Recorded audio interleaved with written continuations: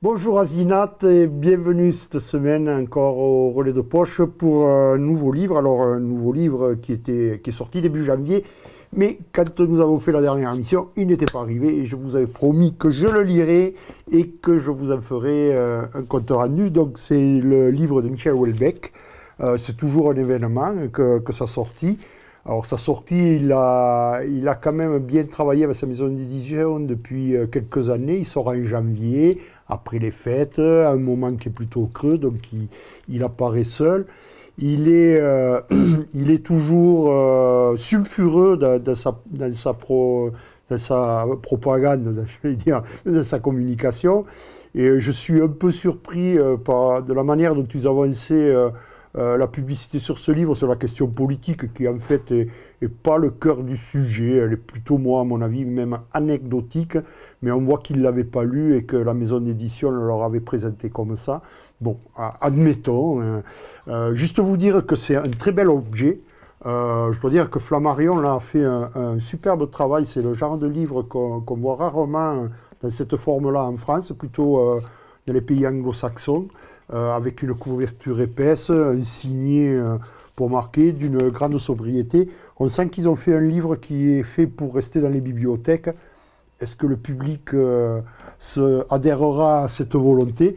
En tout cas, moi, je vous dis que je l'ai mis dans ma bibliothèque parce qu'il sort un peu des livres de Houellebecq, ce qu'il avait fait auparavant, et on va y venir, puisque on est dans un sujet qui est la vie, la mort, l'amour, la famille, et il est assez en actualité, avec en particulier la question d'Orpeo, les maisons de retraite. Il est en plein là-dedans, où il explique un peu comment la fin de vie est complètement différente pour les personnes, suivant les revenus qu'elles ont. Alors, entre les maisons spécialisées avec quelques moyens, les maisons de retraite avec peu de moyens, et on le voit avec l'actualité criante qu'il y a aujourd'hui, et puis ceux qui ont vraiment les moyens au-delà et qui gardent leurs anciens à la maison et qui ont les moyens d'avoir des services à la maison pour garder les personnes. Et il fait ce parallèle avec d'autres civilisations, puisqu'il y a un personnage qui apparaît dans ce livre et qui vient d'Afrique et qui dit à deux ou trois reprises qu'il ne comprend pas comment la société française peut traiter les vieux comme elle les traite aujourd'hui. Je crois qu'il a abordé ce sujet d'une manière fort délicate et fort intéressante. Et puis il a mêlé les histoires d'amour, de famille, de composition, de recomposition, de délitement de la relation de couple, de la recomposition des couples, que je trouve très humaniste, très belle, très bien écrite. Il a une écriture, effectivement, Houellebecq, on ne peut pas lui enlever ça.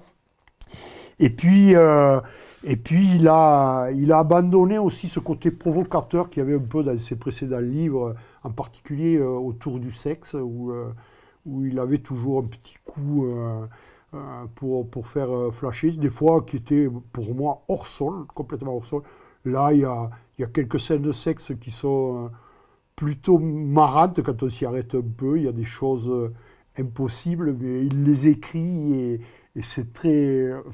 quand on s'arrête, moi ça m'a fait beaucoup rire et c'est plutôt bien d'avoir ce genre de choses. Voilà. En tout cas, un livre qui est sorti donc en janvier, qui a fait parler de lui, et je trouve qu'il est un des meilleurs qu'il ait pu écrire depuis le début, en particulier sur le côté humaniste et des sentiments qu'il peut mettre là-dedans.